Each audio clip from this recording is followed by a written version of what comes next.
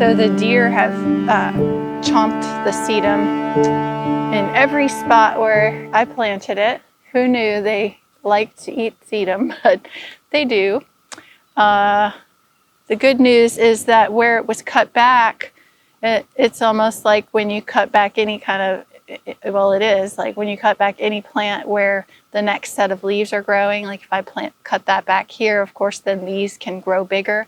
So the same thing is happening with the sedum. So it's not necessarily terrible, but it's kind of one of those things you realize, like, they will come in and eat everything if you don't protect your garden.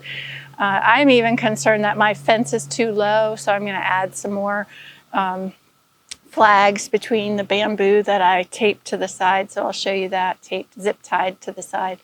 But yeah, those guys, you definitely got to be aware of them.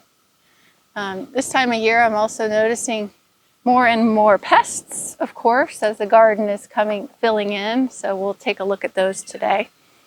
And welcome to my garden. I'm Hari Berzins, and today is June 22nd, 2020. So we'll see what's happening out there. So this is an update on the butterfly milkweed. If you might recall, I planted several peat pots. There's the edge of that peat pot that's breaking down all around my yard, and unfortunately, this is the only one that survived. So I'm learning a lot about that process, and apparently it's not easy to grow butterfly milkweed from seed. It looked to me like the others had been cut by maybe a cutworm or something ate it. Anyway, they just kind of disappeared. So I'm really glad at least I have these two, and I planted the rest of those seeds I had in more peat pots, and maybe if I let them get bigger before I plant them, maybe that will help. Don't really know, just kind of one of those experiments that is fun to do, and we just learn in the process. So I'm just hoping that they turn into big plants that I was imagining with those beautiful orange flowers and attract those monarch butterflies. But at this point, we just keep watching them. So this is where I moved the irises back in early spring, and they really struggled for a long time. They're standing up now, so they're recovering. But I learned that I really did it at the wrong time of year. I should have done it in fall. So take note that really the best time of year to transplant these type of perennials is after their season, before when they're going dormant, to move it and let them overwinter and come up in spring. So luckily they did recover, and I'm going to come through here and pull out, get all this grass that's trying to come up and mulch it, and then just have it be the irises only. What's happening here is we put a bunch of grass seed down up the hill, and obviously with the rain it's just washing through here and growing. So getting that out will help, and then putting the mulch down. Hopefully we'll get some flowers next year.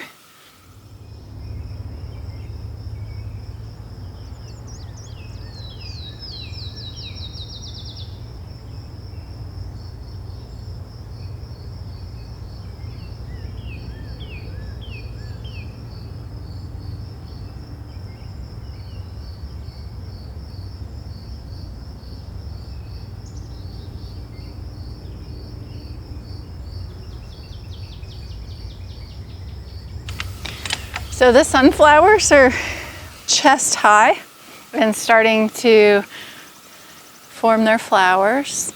So that's quite exciting. We just had the solstice, so that was the longest day of the year. And I think that the sunflowers definitely respond to that. So start putting their flower efforts into flowering. And I'm just trying to keep these weeds down here. It's working out pretty well. There's a little marigold there. Got a little late start, but it should flower soon. We got a lot of rain again, as you know, and so we have to loosen up that top layer of soil frequently. And as I'm doing this, I'm seeing lots of earthworms, which is encouraging.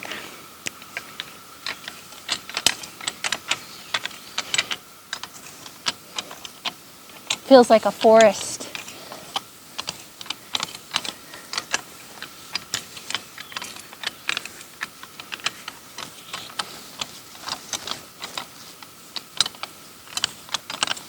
That layer of leaves is definitely paying off.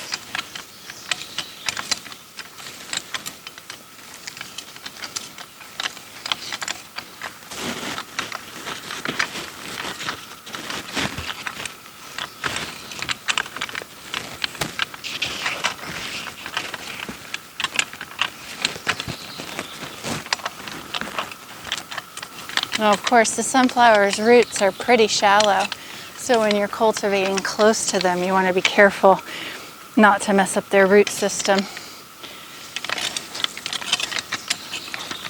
I can kind of feel it when I get in here. Just grab that one since it's so close.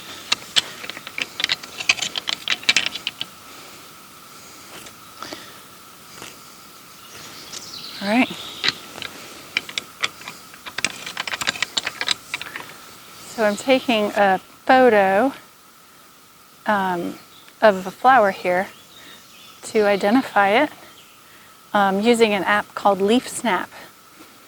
And this is in the patch of wildflowers, and I don't know all these flowers, and so I'm learning.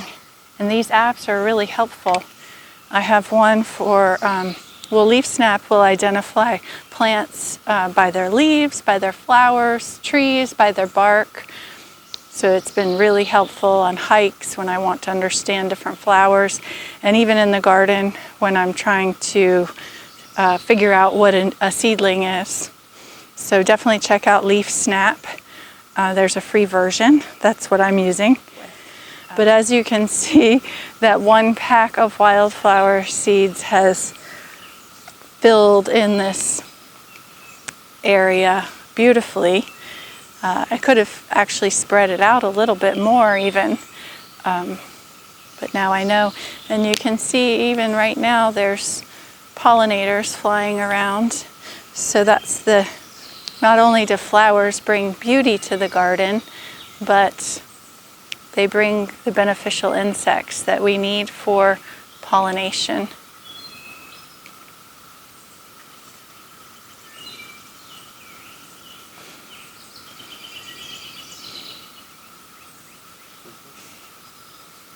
Not sure what to do there. Is this a flower? I think there should be a flower here. So these first beets that I planted are looking full and even starting to make a beet root at the bottom. Looking great. And then you can see the ones I planted second getting larger there. Looking good. And then back here I've got some basil seedlings that are very small, but it looks like I do have 3, which would be great if I ended up with 3 basil plants here. Right, one right here, and one right there, and there. So you can see how fragile they are, and if a cutworm decides he wants to eat it, I mean, that's just the end of it. So I did go ahead and plant basil seeds in the seed trays because I can protect them until they get a little larger, and that might be a better way to go. But after all that rain, you can see how hard this soil is here. So I'm going to get my cultivator in here to loosen that up. Oh, that's the whole root.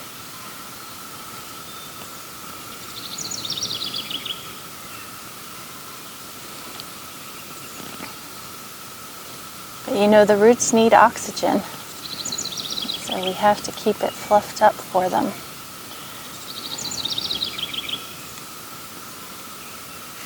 So the broccoli I harvested last week, and I'm really glad I did because there was no sign of any pests at that point, but they are showing up now. So one thing that happens once you take the head off is you get these side shoots.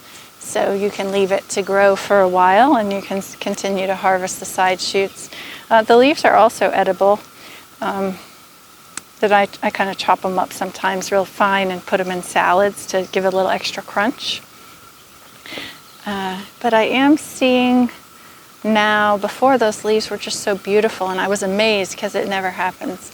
But if you look on the back, you'll see the culprits right here. Now this is what's usually just everywhere. And that is a cabbage looper worm, pretty sure. So these are the cabbage looper worms. The ones I was so excited had not shown up, and they made it. There's also some eggs here. Not positive what those are. Maybe they're eggs for cabbage loopers. That would make sense. So I'm just going to take this leaf off and feed it to the chickens because they'll like those bugs and they'll eat the leaf, and I'll get these out of here. So when you're looking in the garden this time of year, you're going to find the pests, and then it's up to you to decide how you want to handle it. Of course, if you see eggs, you can scrape them off with your fingernail and just try to kill them that way, or a razor blade. If you see just one or two of the little worms, you can just take them off yourself.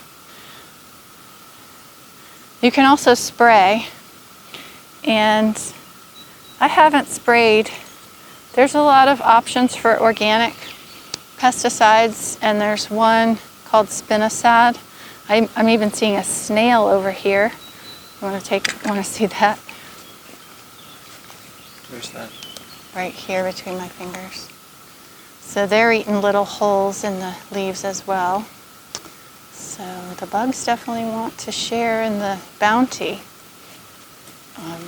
But spinosad is a broad spectrum pesticide, which means it's going to pretty much kill what it comes in contact with.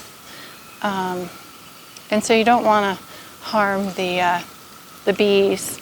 So if you're going to spray, you want to spray really early in the morning or late in the evening when they've gone back to the hive. So I'm going to come out and try that. I haven't ever done it before, so I'm going to try that tonight and see if that helps. But, you know, of course, keeping an eye on them and trying to prevent the infestation through getting the eggs is definitely another, tool, I guess. You've got to use all the tools to try and combat the pests. And then attracting beneficial insects, of course. Some of them will actually eat the ones you don't want. I just took a worm off and stuck it on the leaf. It's more chicken feed. Okay. So it's snap pea season, and they're fat and juicy and delicious. Nothing better. One thing about harvesting is you want to do it as frequently as you can, because it'll make more. Kind of like this is the plant making its seed, and that's its goal, is to reproduce. And when we cut them off, it's going to make more, and that's what we want. So once it's the season, it's good to get out and harvest as often as possible.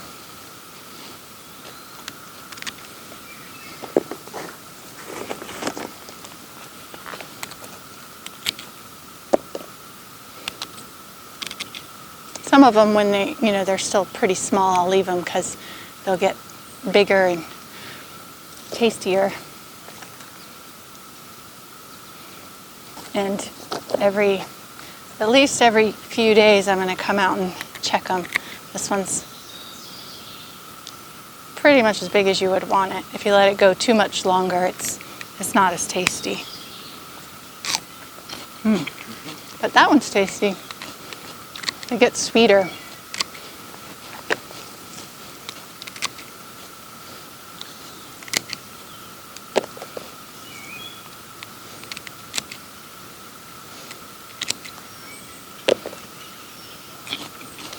That's the thing when I'm harvesting, I'm usually eating too. And depending on what it is, sometimes it doesn't even make it into the house.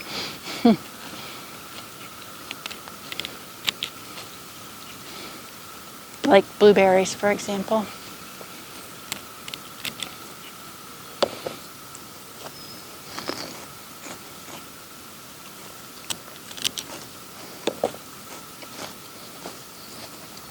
It's easy to miss them. They're well camouflaged. And these are great in stir fries or chopped up into a salad. Adds a lot of sweetness and crunch.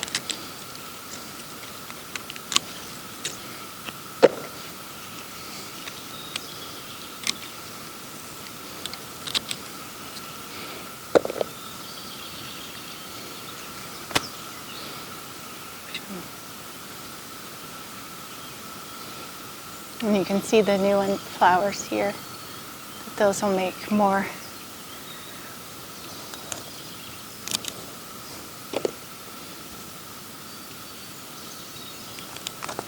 See how camouflaged they are?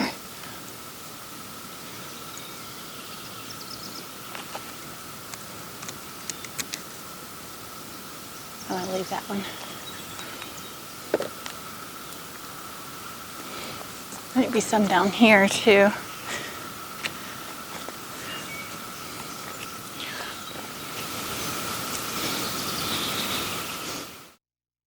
We believe that food and community go hand in hand, yet family farms are slowly disappearing from this country, taking with them a piece of community. We are here to counteract that trend. Since 1892, the Slusher family has farmed the land along Rush Fork Creek in Floyd County, where Fields Edge Farm operates today. At Fields Edge, we dream of a world where the phrase, local food, means food grown by your friends, your neighbors, and in your own backyard. We dream of bringing back the family farm, or at least the family garden, so neighbors and friends can share seed, produce, stories, and food with each other and keep a piece of community alive. We know we aren't the only ones with this dream. Join us for the Fields Ed workshops and have a working farm as your classroom to learn to successfully grow your own produce and develop the skills to take your garden as far as you can dream. So the catnip was real tall up here, and I cut it way back and tied it up to dry inside the house. And I'm going to use that for tea. So that's one thing to do throughout the season when your herbs are really full. You can tie them together, cut off the bottom, and just hang them to dry. Even better if you have a dehydrator, you can put them in the dehydrator and dry them that way. And put them in jars and you'll have tea. This is a minty flavor, but it has some medicinal properties to, relax. So it's a nice tea to have before bed. And so I'm going to let it grow back and then do it again and try to grow as much of my herbal teas as I can. So the potatoes are very tall this year and the flowers are blooming. They have a really pretty flower. And I am seeing some potato beetles or cucumber beetles. So they're in here.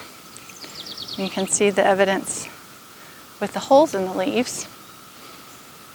So I'll spray this tonight as well with the spinosad.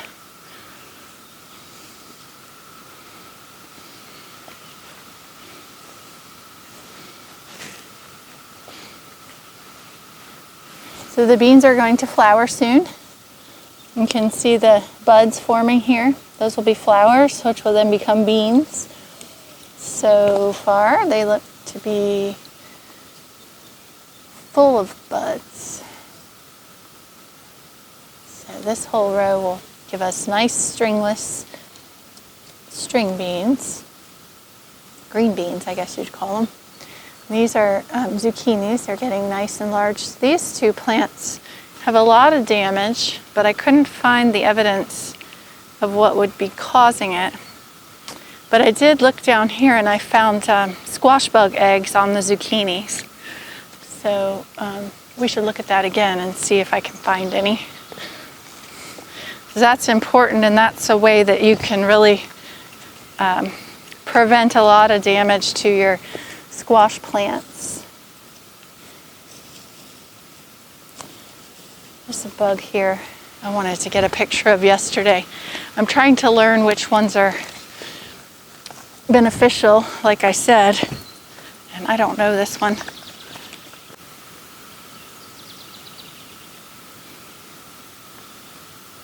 Large it.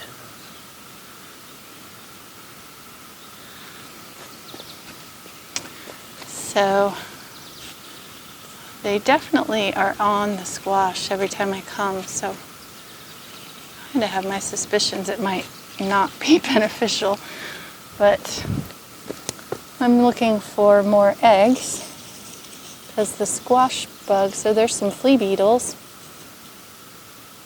Can you see those? Those, they don't seem to mind eating anything.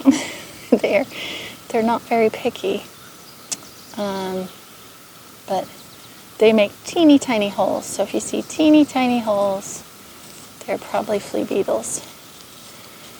And again, that spinosad with being a broad spectrum would help that as well. So I'm going to be spending some time out here just applying that to everything to see if I can keep them away a little longer. Okay, here we go. Here are some squash bug eggs. Now, the squash bugs will kill this plant. And so you want to keep your eye out for those, and then you could use your fingernail or a razor blade to scrape them off. I'm not really sure about it. I'm just going to take the whole leaf. That might not be the right thing to do, but what I was noticing when I was scraping them is they were flying off, and I don't know if they would still hatch if they weren't on the leaf, so went ahead and just took it.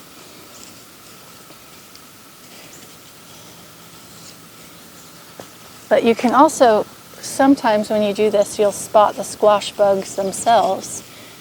And I've spotted them. Every time I've spotted them, they're mating, so I take them out, give them to the chickens when I can.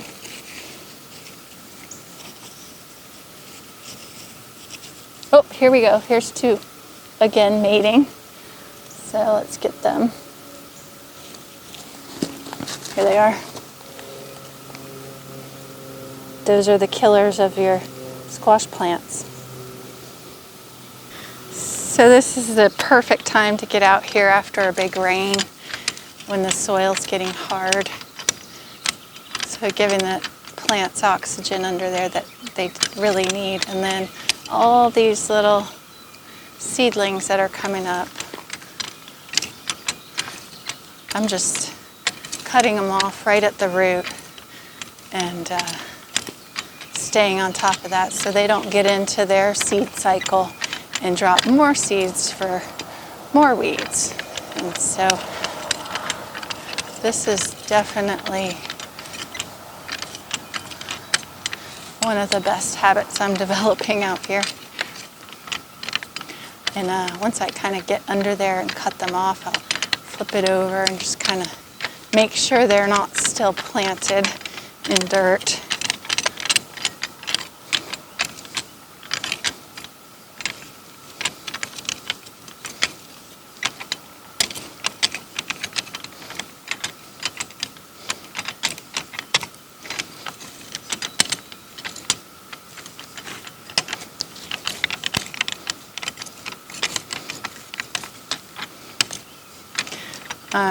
I owe a lot of the things I know to our local farmers, like Kat Johnson at Fields Edge Farm, Adam Bressa at Eco Village Farm. Really grateful that they're so willing to share their knowledge with us. And it really is making a big difference out here. I also was thinking about another way I learn, and that's from a local group called the Floyd Gardeners, and that's on Facebook. And yesterday I was out here discovering those eggs for those squash bugs, and I had my suspicions that it was squash bugs, but I wanted to be sure, so I took a picture, put it on Floyd Group because my app wouldn't identify it. So not Floyd Group, but Floyd Gardeners.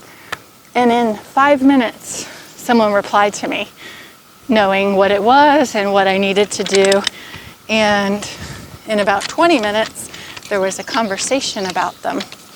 And so, you know, reaching out to those resources has made a big difference for me.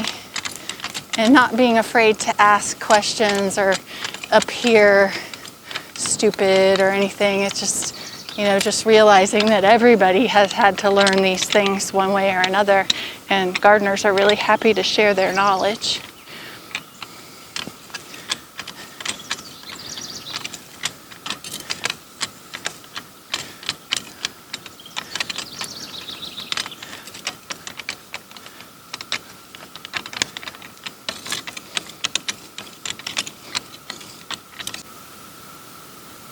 Hope I didn't hurt it. Did I hurt you? No, I didn't. Did I? I don't think I did. Let me check. Let me check you. No, they don't. They don't? No, that's a myth. What? Yeah. My whole childhood is one. Yeah, pretty much. I had worms in my classroom, and we studied it with the first graders. And they all thought that too, but we looked it up. Nope, they have a whole system. They need everything. They don't regenerate.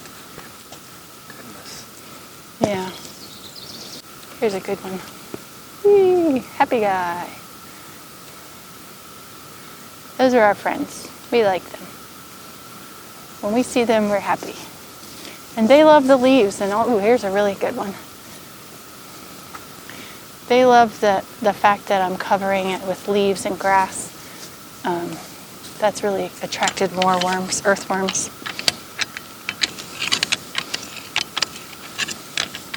They're everywhere. It's a nice, happy one.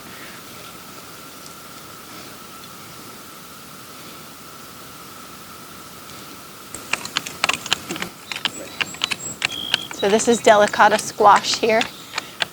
I planted it, like I mentioned last time, just along this panel of hog wire so that it will climb up. Kind of good trick to have places for vining plants to climb in your garden so you save space.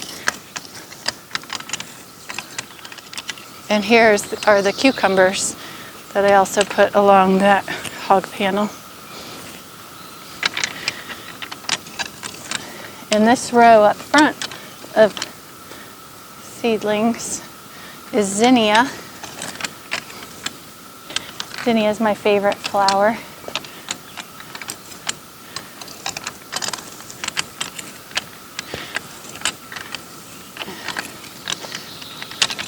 You get right up in there with the plants, it's hard to use a tool.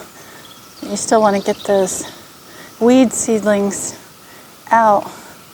So getting in there with your fingers is sometimes the only way. These are the sweet potatoes, slips that we actually grew from the sweet potatoes in water that you got to watch if you've watched the earlier episodes. So I planted the 6 that I grew here. 1, 2, 3, 4, 5, 6. These are tiny. They were really small, but I figured to go ahead and give it a shot. But these look like they'll do pretty well. And they're starting to get a lot more leaves now. So that's fun to see. And I didn't plant anything back here, so when you're planting your garden, you always want to think about the space your plants need, and I haven't been that good at that because I always want to fill every square inch, but that's actually not the best way because the plants need room to spread out. So I left this back area empty for them to kind of vine that way, and then we'll just see how that goes. So here we are in the volunteer cilantro and dill patch, and you can see what happens this time of year. These are cilantro flowers, which will have seeds all over them in not too long. Once the cilantro gets to this stage, it doesn't have quite as good of a flavor for eating. So this year, I really don't want to have as much cilantro, or I want to actually have a say in where it goes. So I'm thinking I'm going to try to collect these seeds by maybe laying a sheet underneath it or something once they're growing. Certainly they're going to drop a lot as well. But if I collect seeds, then I can actually plant to bed and maybe even not keep this cilantro. And here I've got dill, and you can see I talked about that last week, about once they start to flower. And then the dill seed is actually a good seasoning as well for pickles, but I like to put the flour into the pickles, so those are going to be useful. And I have been coming out and cutting the dill off and making bunches of that as well and drying it inside, because that's a dried herb that's used a lot in cooking called dill weed. So you can kind of use those herbs and dry them yourself. So these tomatoes that I got from my friend Amy Myers Adams are amazing. They're doing so well.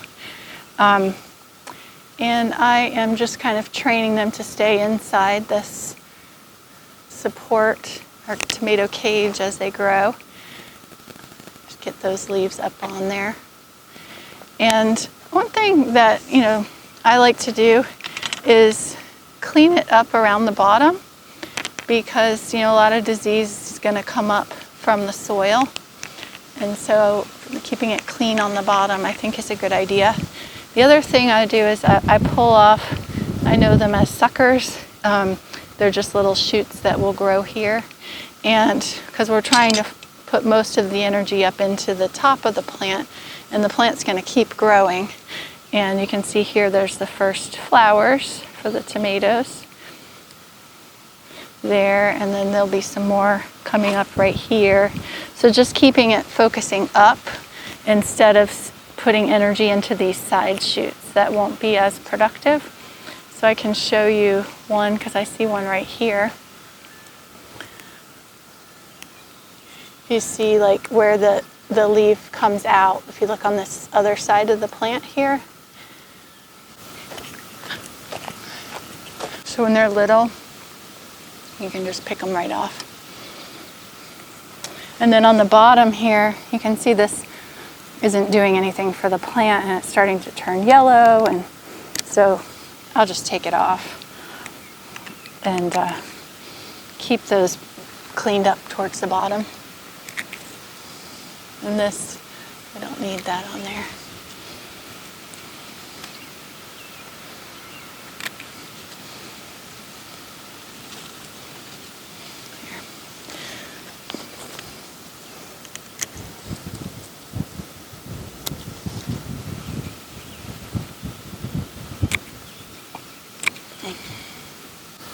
So like right here, actually looks like, it's hard to tell. It might have been a sucker that kept going, but that, I'm not going to do anything with that, because that's going to keep growing and making more flowers. So I only had 2 tomato cages that were like that, so I put stakes next to my other tomatoes, and I'm going to need to tie this to the stake. And I have some just twine that I can use to tie that up as it grows to keep it from laying on the ground. So these tomatoes, I realized I wanted a few more tomato plants, so I actually went to Slaughter's Garden Center and bought a 4-pack of tomatoes, and they aren't nearly as far along as the ones I got from Amy, but I do believe they'll catch up. And I didn't have any more cages, like I said, so I just put these stakes right next to them. But I do want to keep up with trimming the bottom leaves off.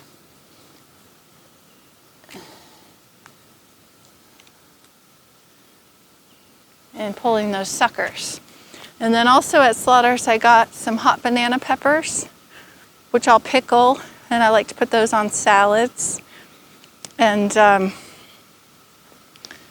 down this row, I used cover crop. So my first year actually planting a cover crop, I talked a lot about the soil early in the season, and that's one thing that farmers do. And a lot of times it's hard for gardeners to fit that in. But I bought 1 pound of sun hemp, which is actually just a name. It's not actually related to the hemp family. It puts out a yellow flower, and it fixes its own nitrogen, so it'll put the nitrogen into the soil. And I planted this whole bed. I inoculated it with the inoculant so that it'll really fix that nitrogen into the soil. And the way I understand it is you let it grow, and at the first flower, you cut it down and turn it into the bed, and that is it's called the green manure. And it will make this soil healthier. So that's fun to just have something like that I can just leave, and kind of gives me a little bit of a break. So it all came up after the rain and is looking good. And then down here are the butternut squash that we transplanted. And I keep planting or putting the grass as I mow over this bed, and it is really helping because those worms are doing a lot of the work for me. And just to be sure I don't introduce too much problems by having something basically rotting on the bed, I'm just keeping some space away from my plants. But it's helping keep the moisture in there and keep that soil soft. So it looks great. And then our loofahs are struggling.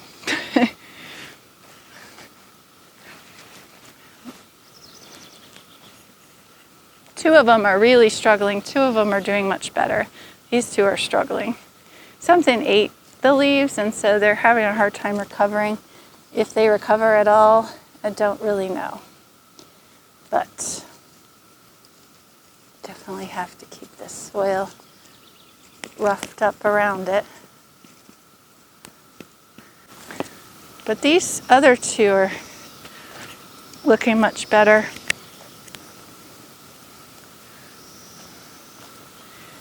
As you can see, new growth here coming out, and this one has almost 4 true leaves on it. If you have this anywhere, get rid of it. It's an invasive grass. I want to call it Japanese stilt grass. Could be wrong. But if you can get on top of it and not let it go to seed, then you'll be fine. But if it gets to seed, it just takes over. It's starting to take over our forests around here, and it forces out the native plants.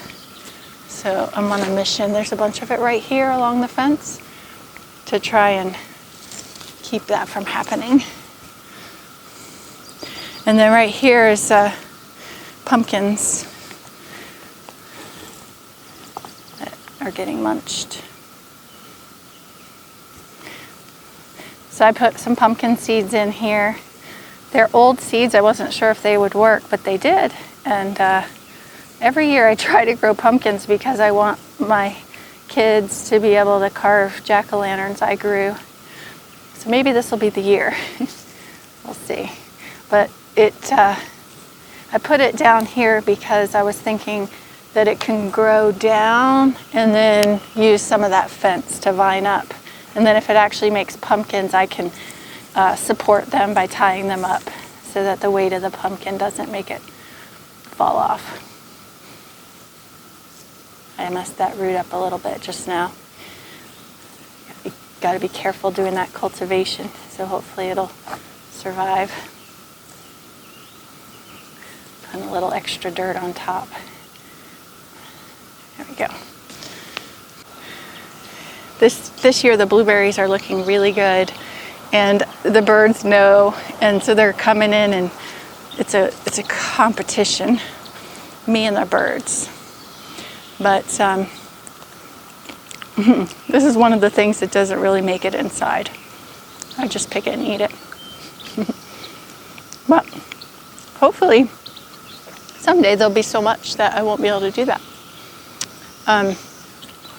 But a lot of people I know will put nets over their berries to protect them from the birds, and I think I'm going to need to do that. But if you come out and pick the ripe ones, it seems to be helpful to help the other ones get the chance to ripen.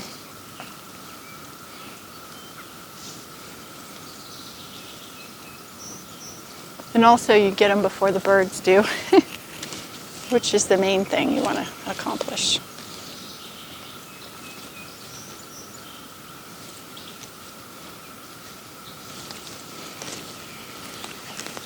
There's quite a bit.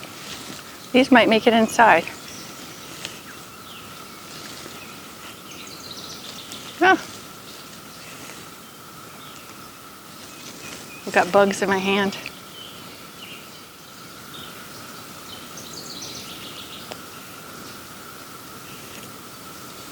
This one. That one's good, you should eat it.